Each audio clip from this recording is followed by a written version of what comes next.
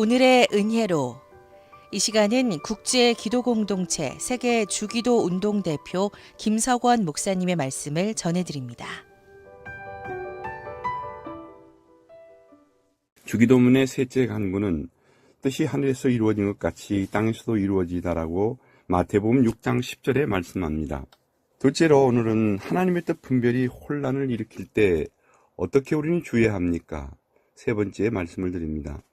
호기심과 이기적인 동기를 가지고 앞일을 해결하는 태도는 금물입니다. 왜냐하면 미래를 아는 지식은 때로는 우리를 해롭게 만들기 때문입니다.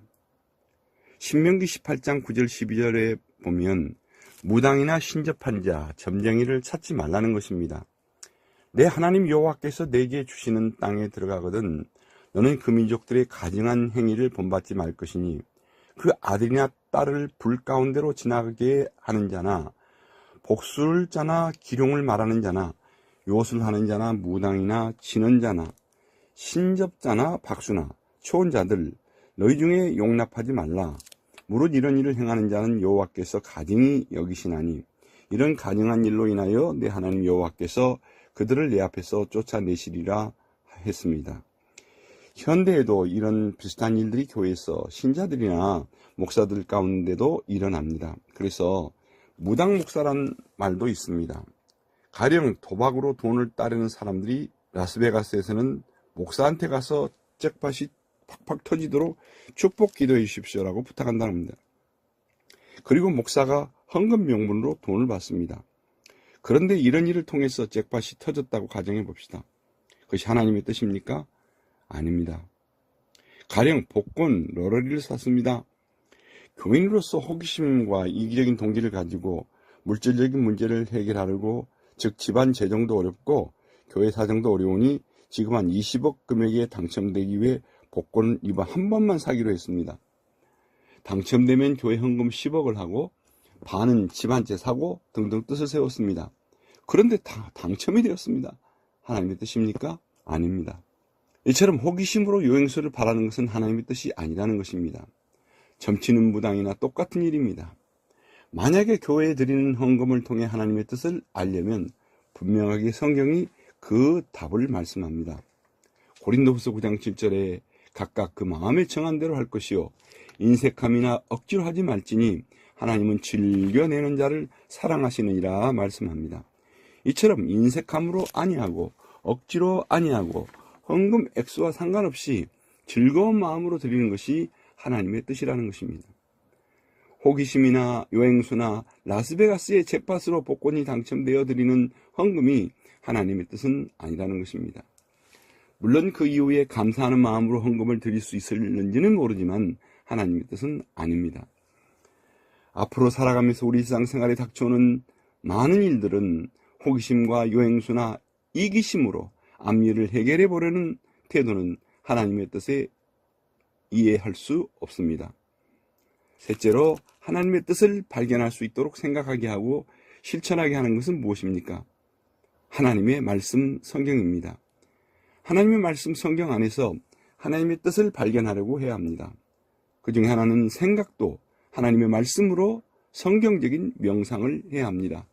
또 다른 하나는 실천도 하나님의 말씀의 원칙으로 성령의 인도로 일어나는 표징을 점검해야 합니다. 그 중에 가장 대표적인 말씀 두 곳만 소개합니다. 꼭 기억하시기 바랍니다. 이 말씀으로 평생토록 하나님의 뜻을 생각하며 실천에 옮겨야 할 말씀인 그 중에 하나가 데살로니가전서 5장 16절 18절에 보면 항상 기뻐하라 쉬지 말고 기도하라 범사에 감사하라 이는 그리스도 예수 안에서 너희를 향하신 하나님의 뜻이니라고 말씀하고 있습니다. 여기에 이 세 가지 원칙은 환경에서 표징을 일으킵니다. 가령 도둑질을 하는 것과 비교해 봅시다. 거기에서 하나님의 뜻을 이해해 보려고 합시다.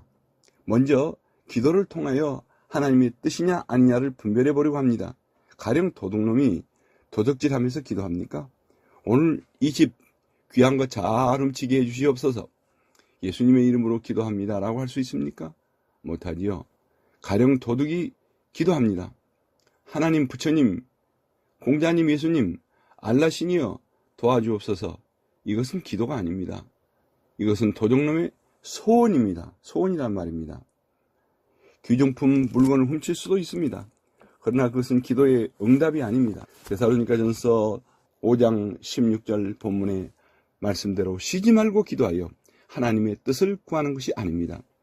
하나님의 말씀 야고보 4장 2절에 구하여도 받지 못하면 정욕으로 쓰려고 잘못 구함이라 했습니다. 성경에 기도하여 응답을 받지 못한 것에 대한 하나님의 뜻, 이유를 말씀하고 있습니다. 정욕으로 사용하기 위해 구하는 것은 하나님의 뜻이 아니라는 것입니다. 다음으로 도적질하는 것과 비교해서 하나님의 뜻을 이해해 보려고 합니다.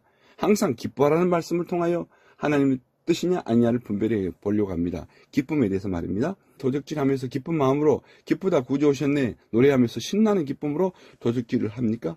못합니다. 들킬까봐 조마조마합니다. 바스락 소리도 못 냅니다. 얼람장치를 부십니다.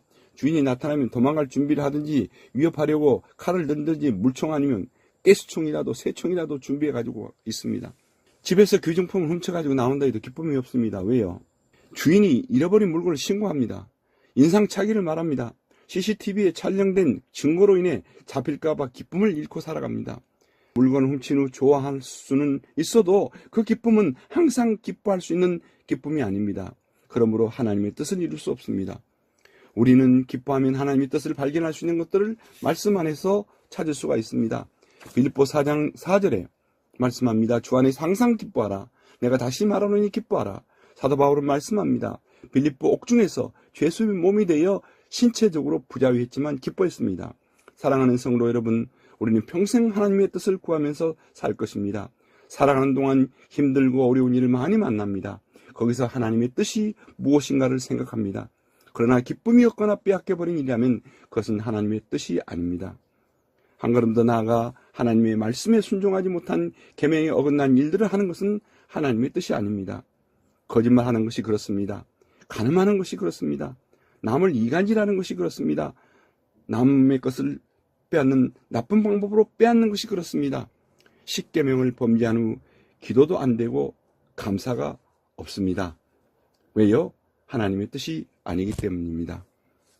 이처럼 하나님의 뜻을 발견할 수 있는 요소를 또 발견할 수 있도록 생각하게 하고 실천하게 하는 것은 무엇입니까? 하나님의 말씀, 성경이라는 것을 우리는 확실히 기억해 둘 수 있기를 바랍니다. 오늘의 은혜로 지금까지 국제기도공동체 세계 주기도 운동 대표 김석원 목사님의 말씀을 전해드렸습니다.